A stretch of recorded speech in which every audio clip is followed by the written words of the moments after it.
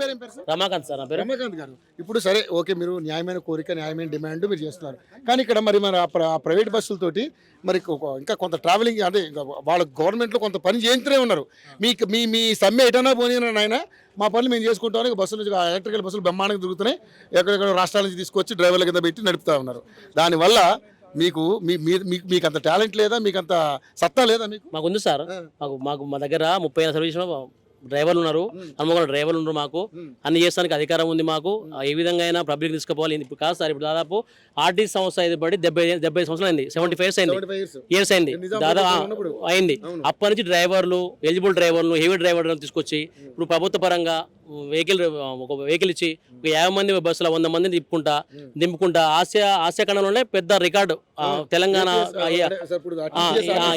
RTC అప్పుడు Asia ఖండంలో మనకు రికార్డు అది. ఇప్పుడు అసలు డ్రైవర్లు ఉన్నప్పుడు, అసలు డ్రైవర్లు మెకానికల్ కానీ ఏదైనా కానీ ఇంత నైపుణ్యం గల డ్రైవర్లు ఉన్నాక వేరే వాళ్ళని తీసుకొచ్చి మహారాష్ట్ర నుంచి ఒరిస్సా నుంచి తీసుకొచ్చి డ్రైవర్ పడే అవసరం ఏంది? అంటే పబ్లిక్ ప్రాణాల మీద వాళ్ళకి ఎటువంటి జాలి లేదు. అంటే డ్రైవర్ వచ్చేసి ఇప్పుడు డీసీఎం దోలినా కానీ, ట్రాక్టర్ దోలినా, ఆటో దోలినా కానీ ఏ దోలినా తీసుకొచ్చి బస్సు ఇవ్వాలా. బస్సు 46 మంది పోయి బస్సులో 100 మంది ఎక్కియాలా, ఎక్కించి తీసుకుపోయాలని చంపిన నష్టం లేదు. కానీ బస్సులు నడవాలా. వాళ్ళు కృషి ఏంటంటే గవర్నమెంట్కు వీళ్ళు ఆర్టీసీలు ఉద్యోగస్తులు ఏం కావాలని ఉద్యమాలు వేసినాం సార్. మేము ఏంటంటే సార్ నా సర్వీస్ 10 నెలల సర్వీస్ అది 10 నెలల సర్వీస్ చేస్తున్నాను నేను. ఇలా నా జీతం వచ్చేసి 40,000 జీతం సార్ నాది. నా పరిస్థితి ఇలా నేను హైదరాబాద్ బతుకుంటా నేను. నా పరిస్థితి నాకు అర్థం సార్. ఇలా నా పిల్లలు ఏంది, నా హైదరాబాద్లో ఇల్లు నాకు సొంత ఇల్లు, నాకు ఊరి నుంచి వచ్చి బతున్నా. నా నల్గొండ డిస్ట్రిక్ట్ నాది, దగ్గరకాల మండలం మాది. అక్కడి నుంచి వచ్చి వచ్చినాం ఇక్కడ వచ్చిన 20 ఏళ్ళకి వచ్చినా మేము వచ్చి నాకు వచ్చా కాంచి ఇలా 10,000 ఇల్లుకాయ కడుతున్నా. నాకు వచ్చిన 30,000 జీతం వస్తే పిల్లలు చదివింది, మా ఖర్చు ఏంది, మా కార్ఖాన మా వెయ్యేంది, మా కూరగాయల పరిస్థితి ఏంది, మా కార్ఖాన సార్ అంటే 40,000 రూపాయల జీతానికే ఇంత ఉద్యోగం అయితే మరి ఇప్పుడు సరే ఓకే, మీ అన్ని స్కీములు బాగానే చేస్తున్నాం. మాకు ఒక పెన్షన్ ఉండదు, మాకు రేషన్ కార్డు ఉండదు, మాకు ఎటువంటి మాకు ఏముండదు సార్. మాకు పేరుకు వచ్చేసి ఆర్టీసీ ఉద్యోగుడు కన్నడ డ్రైవర్ అంటే ఒక ఉద్యోగుడు ఆయనకు ఆఫీసులో ఒక ప్రభుత్వ ఉద్యోగి కిందనే పరిగణలోకి వస్తారు. మా అమ్మ నాన్నకు సార్, మా అమ్మ నాన్నకు పెన్షన్ ఉండదు, రేషన్ కార్డు ఉండదు, ఊళ్ళో పోతే ఊళ్ళో ఇల్లు ఇయ్యరు, ఏ ఇంద్రమ్మ ఇల్లేరు, ఏ ఇల్లేరు, మాకు ఏది ఉండదు. మా బయటికి పోతే మీ నాన్న ఎంప్లాయ్, మాకు ఇన్కమ్ సర్టిఫికేట్ పోతే 3 లక్షల రూపాయల ఇన్కమ్ ఇవ్వాల్సిందే. ఆడికి వస్తే మేము ఫీజు కట్టవలసిందే. మా పరిస్థితి సార్, మాకు 40 రూపాయలు ఎంత అయితే మరి మా పరిస్థితి ఎట్లా బతకాలి మేము? అయితే కావాలా అంటే వేరే వాళ్ళని తీసుకుని బతికిస్తాం. అంటే పబ్లిక్ మీద అపోహ లేదు, ఉద్యోగస్తుల మీద నీకు నమ్మకం లేదు, మరి ఏ విధంగా అయితే సార్ మరి ఎట్లా మేము అంటే మేము అడగొద్దా? మేము కూడా ఒక 10 రూపాయలు వస్తే మేము కూడా బతకగలుగుతాం. మేము కూడా హైదరాబాద్ మేము ఎక్కువ అడుగుతున్నాం. మేము లక్షలు ఇది అనట్లేము సార్. మా పిఆర్సీ ఏంది, మా పెండింగ్ డిఎల్ ఏంది, మా పరిస్థితి ఏంది, మాది ఏ విధంగా మా బతికెట్లా మాది అని మేము కొట్లాడుతున్నాం. ఆయన కొట్లాడి తెలంగాణలో ఫస్ట్ ముందు ఆర్టీసీ వాళ్ళే. ఆర్టీసీ వాళ్ళు అంటే ఒకప్పుడు కేసీఆర్ ఏమన్నాడు, అప్పుడు గవర్నమెంట్ లా ఏమన్నా అంటే కేసీఆర్ గవర్నమెంట్ కార్మికుల ముళ్ళు గుచ్చుకుంటే నోటుతో తీయాలన్నాడు సార్. అది అయిపోయింది. 9 ఏళ్ళు సార్ ఆయన ఏదో మభ్య పెట్టిండు, ఏదో అయిపోయింది, ఏదో ఇచ్చింది సార్. నువ్వు వచ్చినాక ఏమనుకున్నావు? సరే మా జీవితాలు బాగుపడతాయేమో, ప్రజాపాలన మార్పు వస్తుంది, మా జీవితాలు మారుతాయి అని మేము అనుకున్నాం. ఇప్పుడు ఒక జీతగాడు వచ్చేసి ఒక 20 ఎకరాలు ఉన్న దొర దగ్గర ఒక జీతగాడు పనిచేస్తాడు. వాడు కరెక్ట్ పనిచేస్తాడు, ఇంకో జీతగా పెడతాం మనం. ఇప్పుడు ఆ విధంగా ఇప్పుడు ఆయన మనకు పని చేయలేదు, మా బతుకులేదో మారుతామని చెప్పేసి మేము ఏదో మీకు మంచి చేసినాం. మంచి చెప్పాలి మేమే, చెడు చెప్పాలి మేమే. మా వల్ల మీకు ఇవాళ గద్దెనెక్కిరు, మీరు ఇవాళ మాకు చెప్పారు. ఇదే సర్వ స్టేడియంలో ఆర్టీసీ కార్మికుడు అంటే దేవుడు, మీ వల్ల తెలంగాణ వచ్చింది, మీ వల్ల చేసాను చెప్పి ఇలా తెలంగాణ వచ్చింది. ఆయన 9 ఏళ్ళు పరిపాలించిపోయాడు. నువ్వు 2 నెలల క్రితం నువ్వు వచ్చినాక 2025 మేల మేము మా ఆర్టీసీ సంబంధించి నోటీస్ ఇస్తే సరే మాకు కొత్త సంస్థానం ఏర్పడేది, మా కొత్త ప్రభుత్వం మాది ఇలా మా దగ్గర పైసలు లేవు, మీరు ఏదైనా కొద్దిగా ఆగని టైం అంటే సరే okay sir Revanth sir okay మాకు నమ్మకం ఉంది మీ మీద. ఒక సంవత్సరం ఇచ్చినాం, 1.5 ఇయర్ అయిపోయింది, 2.5 ఇయర్ అయిపోయింది. 45 days బ్యాక్ మీకు సమ్మన్ వచ్చినాం. 2 సార్లు మా వాళ్ళు జేఏసీ వాళ్ళు కమిషనర్ పేరు, మేనేజ్మెంట్ రాలేదు, మన ప్రభుత్వం యజమాని రాలేదు. అప్పుడు మేము ఏం చేస్తాం? మేము కావాలని ఇల్లీగల్ మేము పోతున్నాం, లీగల్గా పోతున్నాం. మేము మాకు యాక్ట్ తెలుసు, మాకు అన్నిటికే చదువుకుని ఉండరు, ఉద్యోగస్తులు ఉండరు, సుప్రీంకోర్టు పోతే అవసరం మేము, మాకు ఇబ్బంది లేదు. మా దగ్గర లాయర్లు మాకు అన్నిటికే మేము కావాలని మేము పబ్లిక్ ఇబ్బంది పెట్టాం, మిమ్మల్ని ఇబ్బంది పెట్టాము. మాకేం అడుగుతున్నాం? మా పిఆర్ చేయండి సార్, విలీనం చేయండి, మా ఉద్యోగ పద్ధతి తీయండి, ఆ ఎలక్ట్రిక్ బస్సులు ఆపండి. ఆపితే ఇంకొకరికి ఉద్యోగాలు వస్తుంది సార్. ఇప్పుడు హెవీ డ్రైవర్లు చాలా మంది రోడ్డు మీద తీసుకొచ్చి డ్రైవర్ పెట్టుకోండి, అనుమూల డ్రైవర్ పెట్టుకోండి. ఇప్పుడు ఈ బస్సులు తోడడానికి కేవలం 18 నెలల సర్వీస్ ఉంటే సరిపోతుంది. ఎక్కడ సార్ అసలు 18 నెలలు కాదు సార్, అది 10వ తరగతి పాస్ అయితే చాలు. 90 రోజులు శిక్షణ ఉన్న డ్రైవరే డ్రైవింగ్ చేయాలి. ఆర్టీసీ రూల్ అది కానే కాదు. 3 నెలలు నేను డ్రైవర్ సార్, నేను ఇదే డిపోలో 20 సంవత్సరాలు. 3 నెలలు ట్రైనింగ్ అయితేనే ఆ బస్సులు తోలాలి. అనుభవం లేని డ్రైవర్లను తీసుకొచ్చి వాళ్ళు ఫైనల్ టెస్ట్ పెడతారు. మాకు ఫైనల్ టెస్ట్ పెడతారు, డ్రైవింగ్ పర్ఫెక్టా కాదా అని. ఫైనల్ టెస్ట్ పెట్టిన తర్వాతనే డ్రైవింగ్ బస్సు ఇస్తారు వాళ్ళు. డిపో అలాట్ చేస్తారు. అప్పుడు డిపో అలాట్ చేస్తే డిఎం గారు డ్యూటీ ఇస్తారు. ఇది లెక్క. ఇప్పుడు వాళ్ళకి ఏంటంటే డ్రైవర్ లెక్క పాస్ అయితే చాలు, 18 నెలలు సెక్షన్ లైసెన్స్ రెన్యువల్. ఇంకోటి ఆర్టీసీ రూల్ ప్రకారం అయితే ఆర్టీఓ గారు కూడా లైసెన్స్ రెన్యువల్ సర్టిఫికేట్ ఇవ్వాలి. ఆ సర్టిఫికేట్ ఇస్తేనే వీళ్ళు యాక్సెప్ట్ చేస్తారు. అట్లుంటది రూల్స్ అండ్ రెగ్యులేషన్స్ ఉంటాయి కానీ ఎన్ని రూల్స్ ఇప్పుడు అయితే వర్కౌట్ అవ్వట్లేదు. సార్ ఇప్పుడు వినండి సార్, సరే ఇప్పుడు దాదాపు 2.5 years వచ్చి గవర్నమెంట్ వచ్చి అప్పటి నుంచి అవుట్ సోర్స్ విధానం వస్తుంది సార్. అవుట్ సోర్స్ విధానం అంటే ఇప్పుడు వాళ్ళ శ్రమతో వస్తుంది సార్. ఇప్పుడు సపోజ్ నాకు 40,000 జీతం వస్తే ఆ డ్రైవర్ కు 16,000 జీతం ఇచ్చి వాళ్ళు పని చేపిస్తారు. అంటే మేము చేసే డ్యూటీ అదే, అది చేసి అదే. మేము ఏంటంటే మా పరిస్థితి అంటే సరే ఇప్పుడు గవర్నమెంట్ ఉద్యోగస్తునికి బయట ఉద్యోగం తేడా ఉంటుంది. మేమేంటంటే ఇప్పుడు కష్టపడుతున్నాం, మేము ఒక 100 మందిని తీసుకుపోతున్నాం, వదిలిపెడుతున్నాం. సరే ఆ విధంగా గవర్నమెంట్కు ఆదాయం చేస్తున్నాం మేము. ఇప్పుడు ప్రైవేట్ డ్రైవర్లు ఏమో సార్, ఇప్పుడు 1,000 రూపాయలు వచ్చేది సపోజ్ 3,000 వస్తాయి సార్. మహాలక్ష్మి పథకం కింద 3,000 రూపాయలు ఒక బస్సుకు వస్తే 10-12,000 రూపాయలు మహాలక్ష్మి డబ్బులు వస్తే 3,000 రూపాయలు ఇలా 3,000 వస్తే బస్సుకి ఇలా ఎంత వస్తుందో చూపించండి ఒకసారి. 1,000-1,200 కూడా ఎక్కువ పైసలు ఎక్కువ వేయాలా. ఒక డ్రైవర్కి ఏమో సార్ పోయినామా వచ్చినామా, ఒక డ్రైవర్ డబ్బులు తీసుకుంటే టికెట్ ఇస్తున్నాడు. బస్ ఏమిటి వాళ్ళకి అంటే సంస్థను ఎంకరేజ్ చేసి ఈ ఉద్యోగస్తులు ఏం ఆగం చేయాలని అంటే ఏమిటికి సార్, ఏమిటికి ఆర్టీసీ ఆస్తులను కూడా ఆక్రమించుకుంటున్నారు. అరే ఎక్కడ సార్ సార్ మా టికెట్ మా గంట పెట్టిపో పక్కన మాది దాదాపు ఒక 10 ఎకరాల స్థలం ఉంటది. ఆ 10 ఎకరాల స్థలంలో అది ఈవీఎం బస్సులకు ఒక ఎలక్ట్రిక్ ఛార్జ్ పెట్టేసి అన్ని ఎక్కించో. ఇప్పుడు సపోజ్ కరీంనగర్ డిపో కావచ్చు, సూర్యాపేట కావచ్చు, లేకపోతే మంచిర్యాల కావచ్చు, గోవర్గన్ కావచ్చు, ఇన్ని డిపో నుంచి వచ్చి ఛార్జింగ్ పెడుతున్నాయి. అంటే ప్రభుత్వం సొమ్మును దాదాపు వేరే వాళ్ళకి ఇస్తున్నాం. అంటే మరి మేము ఇన్ని రోజులు కష్టపడి ఇప్పుడు మా అయ్యలు చేసిరు సార్. ఇప్పుడు మా అయ్యలు చేసిరు, మా డాడీ కన్నడరే ఈ నల్గొండ డిపోలా, నేను కన్నడనే. మా అయ్యలు లేచిరు, మా తాతలు లేచిరు, ఇంకా సరే ఎవరైనా ఉండొచ్చు, ఉద్యోగ పిల్లలు ఉండొచ్చు కానట్లేం. అయితే అంతమంది ఉద్యోగస్తులు చెమట రక్తం చీర్చి సరే ఓ 10 రూపాయలు వెనక్కేసి ఏదో ఆస్తులు కొనుక్కురు, సరే పక్కన వేసుకురు. ఇలా సరే మాకు ఆస్తులు ఇవ్వట్లేం, మీరే వాడుకోండి, మీరే ప్రజలకు పంచండి, మీరుకే ఇవ్వండి, కానీ సంస్థను కాపాడండి. ఆర్టీసీ అనేది ఏంటంటే అందరి సంస్థ ఇది. ఇప్పుడు సార్ ఇప్పుడు కుంటాయనకు, గుడ్డాయనకు, గూనాయనకు, మంచాయనకు, షెడ్డాయనకు, ఉద్యోగస్తునికి, పిల్లకు, చదువుకున్న అమ్మాయికి, నౌకరీ అందరికీ ఉపయోగపడుతుంది. అందరికీ ఉపయోగపడుతుంది సార్ ఇది. ఇప్పుడు మన ఊరికి అందరికీ అండి, అందరికీ వెసులుబాటు ఇవ్వండి ఆర్టీసీలా. కానీ మా ఉద్యోగాలు ఏంది, మా జీతాలు ఏంది, మేము బతకలేకపోతున్నాం. హైదరాబాద్ రోజు సార్ ఇలా 70 రూపాయలు కిలో బియ్యం అంటే ఎలా ఉందో సార్, ఇలా 70 కిలో బియ్యం. ఇప్పుడు బయటికి పోతే 1 కిలో రేషన్ బియ్యం, సన్న బియ్యం ఇస్తారు, అది తిందామంటే కూడా జరగండి సార్ సార్. అయితే మాకు మేము ఉద్యోగం చెప్పేసి మా రేషన్ కార్డు మాకు ఉండదు, మా డాడీకి పింఛన్ ఉండదు, మా మమ్మీకి పింఛన్ ఉండదు.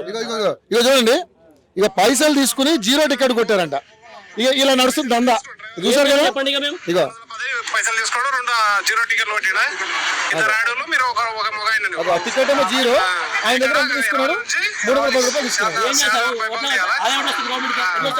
ఆదాయం గవర్నమెంట్ వస్తుంది. ఇక మీరు ఆదాయం సృష్టించి, సంపద సృష్టించి ఆర్టీసీని బాగుపరుస్తారు. మేము ఇప్పుడు సపోజ్ ప్రైవేట్ డ్రైవర్ వచ్చేసి సార్ ఇప్పుడా ఇక యాక్సిడెంట్ ప్రైవేట్ అబ్బా ఆటోను గుద్దితే మంచిగా దెబ్బగా తుక్కు అయింది ఆటో. ప్రైవేట్ డ్రైవరు ఆటోను గుద్దిండు మంచిగా ఆర్టీసీ బస్సు తోటి. సార్ ప్రజల మీద నమ్మకం లేదు, ప్రజలు చేసుకోరు గవర్నమెంట్. ఎవరిని పెడితే వాడు ఇప్పుడు సపోజ్ ఆటోలు వస్తే వానికి బస్సు ఇవ్వాలి, తీసుకుపోయి తోలు రావాలి. ఇప్పుడు 300 రూపాయలు టికెట్ ఫ్రీగా వేసుకున్నాంటే గవర్నమెంట్ ఏ విధంగా వస్తుంది. ఒక డిపోకి వచ్చేసి దాదాపుకి వచ్చేసి ఒక బస్సుకు 3,000 వేసుకున్నా కానీ దాదాపు 2 బస్సులు వస్తారు, మాకు 6 లక్షల రూపాయలు ఆదాయం వస్తుంది. ఎంత ఆదాయం వస్తుంది అలా లెక్కలు ఏమని చెప్పండి మరి. అలా ఇప్పుడు 2 రోజుల నుంచి అడగండి మరి. ఇప్పుడు మేము పోతే మేము మహాలక్ష్మి ఎక్కించుకుని 12,000 రూపాయలు వేస్తే డబ్బులు మేము 1 రూపాయి వేసుకోవచ్చు సార్. మేము మా పరిస్థితి అంటే ఇప్పుడు తెలంగాణ కూడా అమ్మ రండి, మహాలక్ష్మి బస్సు రండి, ఫ్రీ బస్సు రండి ఎక్కించుకున్నాము. ఎందుకంటే సేవ మాకు జీతం వస్తుంది, అంత జీతం వస్తుంది, బతం దాని మీద సంస్థ బతుకునే ఇంకో పిల్లలు నౌకరికి వస్తారు. ఇప్పుడు మాతో కదా సార్, నాకు 5 ఏళ్ళ వస్తుంది, 5 తర్వాత ఇంకోటి వస్తారు కదా, ఇంకో పిల్లలు వస్తారు. అది కాదు సార్. ఇప్పుడు గవర్నమెంట్ విధానం ఏంటంటే 60 ఏళ్ళు అవసరం సార్. ఇది 60 ఏళ్ళు అవసరం లేదు, 60 ఏళ్ళు అవసరం లేదు మాకు. నేను కన్నట్టు సార్ 10 పెడుతున్నా, ఇంకో 10 వేస్తాను నిలబడిన కాలు పని చేస్తా. డ్రైవర్ వచ్చేసి 20,000 పని చేయబట్టి ఆయనకు పని చేస్తే ఇలా బాగానే ఉండు, ఒక 10 పోతాయి. అదే సార్ 60 సార్ కాదు సార్ 58 ఏళ్ళు సర్వీస్ ఉన్నాయి సార్. ఓకే ఇంకో తగ్గండి, 57 చేయండి, 56 చేయండి చేసి వాడు అరే బాబు నిమ్మలంగా పోయి నానా నీకు 20 లక్షలు వస్తాయరా, నిమ్మలు ఇంటికి ఆడు తినని సావని ఎక్కడ పోనీ ఏమనగాని ఇక. నీ సమాధానం విషయం వాడు డ్యూటీ చేసిందా వెళ్ళిపోయిందా హ్యాపీగా ఉన్నాడా ఈరోజు వచ్చినావా ఇంటికి పోయి పంచడాలు ఏం చేసుకుంటా చేస్తాం ఇంకా కొత్త ఉద్యోగాలు సృష్టించబడతాయి వస్తాయి కదా ఇప్పుడు సార్ విషయం వినండి బాగా సార్ నాకు 40 ఇచ్చే వాళ్ళు కొత్త పెట్టుకోండి కొత్త పెట్టుకుని వేరే మంచిగా ఉంటుంది కదా తగ్గియండి 20కి వస్తాడు ఎందుకంటే ఇప్పుడు యంగ్ వయసుకి 40-50 ఏళ్ళకి తినడు సార్ పనిలా ఇప్పుడు నేను వచ్చేసి కొద్దిగా వెనక ముందు వాడతా 20 ఏళ్ళ వయసు కొద్దిగా ఎక్కువ వేస్తారు పని వాళ్ళు కొద్దిగా ఎక్కువ పెట్టుకోండి నువ్వు 60 ఏళ్ళు లేచి నువ్వు ఏది లేకుండా నువ్వు 30 ఏళ్ళ సర్వీస్ చేసుకుని తీసుకుపోయి నేను 40 ఇస్తా నీ 40 ఇస్తా అంటే ఇప్పుడు ఆ పిల్లలు పెద్దగా అయిపోతారు ఇప్పుడు ఇల్లు సార్ ఇప్పుడు లేకో తిండి తినకనో ఏమన్నా ఇల్లు కొంటారు హైదరాబాద్ ఇల్లు కొనుడు పోయి ఇప్పుడు ఊర్లో పోయి ఎడబడతావు సార్ ఎడబతకాల పోయి ఇప్పుడు పోగానే తీసుకుపోయి ఇప్పుడు వెళ్ళిపోను నేను రీజన్కి ఇస్తా నువ్వు ఉంటే కరెంట్ నాకు కొట్టాలి తిమ్ము కొట్టాలంటే ఎడగైతే సార్ పని అవుతుంది సార్ ఇప్పుడు నేనంటే కరెంట్ కొడతా ఆ డ్రైవర్ చదువు రావు సపోజ్ 7-8 అవుతాడు ఆయనకు ఇప్పుడు 50 ఏళ్ళు వచ్చినాక చేళ్ళు ఉంటాయి డ్రైవింగ్ అవుతున్నాడు టికెట్ కూడా ఆయన అంటే ఏ విధంగా వస్తా సార్ మేము అంటే మా మీద ప్రెజర్ చేసి అంటే ఇష్టం ఉంటుడు కష్టం పోతాడట అంటే మీరు అధికారుల దాష్టికాలు కూడా గట్టిగా ఉంటాయి మీ మీద ఇక అధికారులు దాచుకోవాలని చెప్పాలి సార్ ఇక మేము చెప్పనా సార్ ఇక అధికారులు అంటే సరే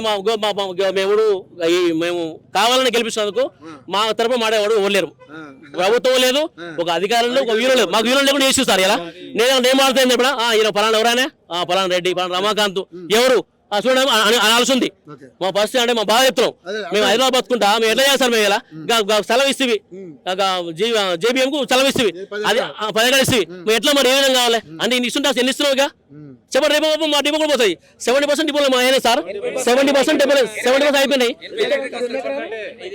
4 ఎకరాలు ఎక్కువ 5 ఎకరాలు 10 సార్ అయితే 70% ఆల్రెడీ అయిపోయినాయి 30% ఉన్నాయి 30% అంటే మరి రేపు ఈ అయిపోయినాక ఎవరు వస్తుంది ఇక మనం ఇంత సంపాదించుకోవాలి మన దగ్గర ఏముండదు సార్ అని పోయి నిలబడాల ఇప్పుడు సార్ మనం సంపాదన అంటే ఇప్పుడు నా పిల్లలు సార్ నా పిల్లకు ఎకరం కొంతనే రేపు ఇవ్వబడుతుంది నా ఉన్న ఎకరం కూడా ఇవ్వబడుతుంది ఉన్న రావాలి కదా సార్ అది పరిస్థితి సార్ ఇక సరే మీ యొక్క సమస్యలు సానుకూలంగా ప్రభుత్వం స్పందించి మీ సమస్యలు తీర్చాలని మనం అందరం కోరుకుందాం మీ ఫైట్కి అంటే మీ పోరాటానికి మేము కూడా తోడవుతాం మీ పోరాటంలో మీరు విజయం సాధించేంత వరకు యోయోటీ ఉంటుంది సో ముఖ్యంగా అధికారులు నేను ఒకటే కోరుకుంటున్నాను అధికారులు మీకు ఏదో కొంచెం వీళ్ళ మీద పై ఉద్యోగాలు వచ్చాం కానీ మీరు హీరోల ఫీల్ అవ్వకండి దయచేసి కొంచెం ఎంప్లాయీస్ని కొంచెం మనుషులుగా చూడండి చూశాను మీ దగ్గర చాలా కంప్లైంట్లు మాకు వచ్చిన వీళ్ళ దగ్గర నుంచి తాట తీస్తాం ఒక్కొక్కరు ఏమనుకుంటారు మీరు ఏదో పెద్ద తోపులను ఫీల్ అవుతున్నారేమో గవర్నమెంట్ ఆఫీసర్లు ఏదో మరి పొలిటీషియన్లు సీఎం గారు అనుకుంటున్నారేమో కానీ అంత సీన్ లేదు మీకు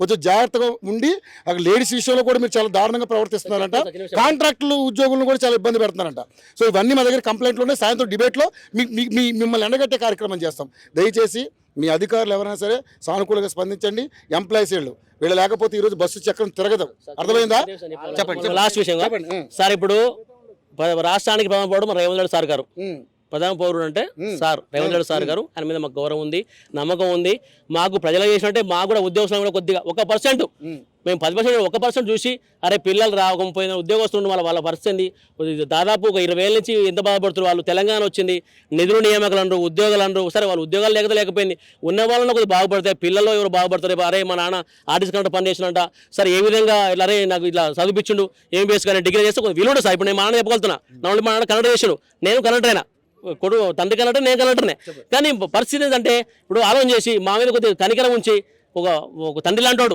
మాకు అందరికీ మన తెలంగాణ తండ్రి లాంటి కాబట్టి మాకు కూడా కొద్దిగా ఆలోచన చేసి అరే బాబు జర రాండమ్మా మీకు చేసిన ఎవరు రండి కూర్చోండి మరి మీ బాధలేంది మీ కష్టాలేంది మీకు ఏం కావాలి మీకు ఏ విధంగా ఒక గిన్నె ఉన్నాయి ఒక 4 పని చేస్తాం ఒక విలువ చేస్తా ఫస్ట్ 2 పియాసులు ఇస్తా లేదా మిగతా పైసలు మిగతా డిమాండ్లు కొద్దిగా ఆపుతా ఏ విధంగా ఆపుతా చెప్పండి మేము సార్ మాకు జీతం వస్తుంది సార్ జీతం వస్తే మా ఇంటికి రక్కు కడుతుంది కిలో వేసుకుంటాం కిలో కూరేసుకుంటాం అయితే మా పరిస్థితి అంటే ఇప్పుడు నేను ఇవాళ షోకేస్ తీరాలి కాదు కదా మేము కూడా ఉద్యోగాలు చేస్తాం మేము ఉద్యోగాలు చేస్తాం పబ్లిక్ 10 గంటలు పెరిగినా కానీ traffic jam sir traffic jam నమ్ముతున్నాం మీ అసలుకి మీరు ఏమట్లా నమ్ముతున్నాం కానీ ట్రాఫిక్ జామ్ అయినా పబ్లిక్ అయినా డిస్టర్బ్ చేసినా ఎక్కడ దిగక్కడ ఇబ్బంది అయినా కానీ ఓపికతోని రండమ్మా దిగండమ్మా ఒక ఊరు వస్తుంది లేవండమ్మా ఒక దిగదు అయినా కానీ ఏంది మా ఉద్యోగం చేసుకోవాలి మేము ఉపయోగం ఒకరు వేస్తాం సార్ పబ్లిక్ సర్వెంట్ ఏం చేయాలి లేపాలి ఒకరు ముగ్గురు సార్ ఆయన లేపుతాం ఎందుకంటే ఒక గవర్నమెంట్ స్కీమ్ ఇచ్చింది దాని మేము ఎలిజిబిలిటీగా మేము చేయాలి మా బాధ్యత మేము చేయాలి మాకు ఉద్యోగం వస్తుండు ఫస్ట్ ర్యాంక్ జీతాలు వేస్తుండు మాకు సరే మాకు కూడా ఉంటుంది సార్ మాకు కూడా ఉంది సార్ మాకు కూడా రక్తం ఉంటుంది జర మాకు కూడా ఆలోచన ఉంటుంది మేము కూడా చేయాలని కానీ మేము పనిదెబ్బలు ఇప్పుడు ఇంత మంచిగా మా స్కీమ్ ఏంటంటే ఎవరు సార్ డ్రైవర్ కండక్టర్లు సరే మీరు ఓకే అది అధికారులు ఒక ఎత్తు అంటే గవర్నమెంట్ ఒక ఎత్తు, తర్వాత థర్డ్ స్టెప్ వచ్చేసి డ్రైవర్ కండక్టర్ ఆపుడు కానీ ఎక్కిస్తు తీసుకోబోడు కానీ ఏ విధంగా సార్, ఏ విధంగా ఇప్పుడు ఆర్టీసీ ఒకప్పుడు లాస్లు ఉండే, ఈ మాసం లాభాలు అంటున్నాం. 130 ఓవర్ వస్తున్నప్పుడు ఏం చేయాలి సార్? సార్ మేము అడిగేది విల్లోన్ చేయమన్నాం. సరే ఓకే బాబు, గిల్లోనికి ఇంత ఇద్దరా బాబు, 2 ఆగండి, 2 పిఆర్స్లు ఉన్నాయి, డిఏ బండింగ్లు ఉన్నాయి, పైన పేస్కలు పిఆర్స్ అది డిఆర్ఎస్ ఆగుతాయమ్మా, జర ఆగండి, 2 ఆగండి, ఏదో చెప్పాలా. ఏదో పబ్లిక్ ఇబ్బంది పడలేదు సార్, పబ్లిక్ కోసానికి సేవ వస్తున్నాం మేము. ఎప్పటికీ పబ్లిక్ మేము సర్వెంట్లే, మేము ప్రజలకు పాదాభివందనాలు దండాలు మేము. ఎందుకంటే మా వల్ల ఇబ్బంది పడుతున్నావు కావచ్చు. ఇప్పుడు 10 బస్సులు నడిస్తే 2 బస్సులు వస్తున్నాయి, ఏం లేడా 2 బస్సులు వస్తున్నాయి. ఇప్పుడు 3000 బస్సులు నడుస్తాయి సిటీలో, దాదాపు 100 బస్సులు ఇక్కడ నడుస్తలేవు, డిపోకు 5, 6 నడుస్తున్నాయి. ఏదైనా విషయం సార్ కొద్దిగా మమ్మల్ని దృష్టి పెట్టుకొని మా పరిస్థితి మా ఆలోచన ఏందో చేస్తే మీకు ఎప్పుడు రుణపడి ఉంటాం మేము. మీరు ఇంకో 5 ఏళ్ళు మీరు గవర్నమెంట్ రావాలి, మీరు వచ్చి మాకు మంచి చేయాలి, పబ్లిక్ చేయాలి, మాకు చేయాలి. కానీ మీరు ఇప్పుడే మాది అయిపోయింది, నేను ముఖ్యమంత్రి అయిపోయినా నాకే పడినట్టు కాదు సార్ అది. ఇప్పుడు ఎవరికైనా లోపల మసులు లోపల మీ తరఫున ధన్యవాదములు ప్రభుత్వానికి.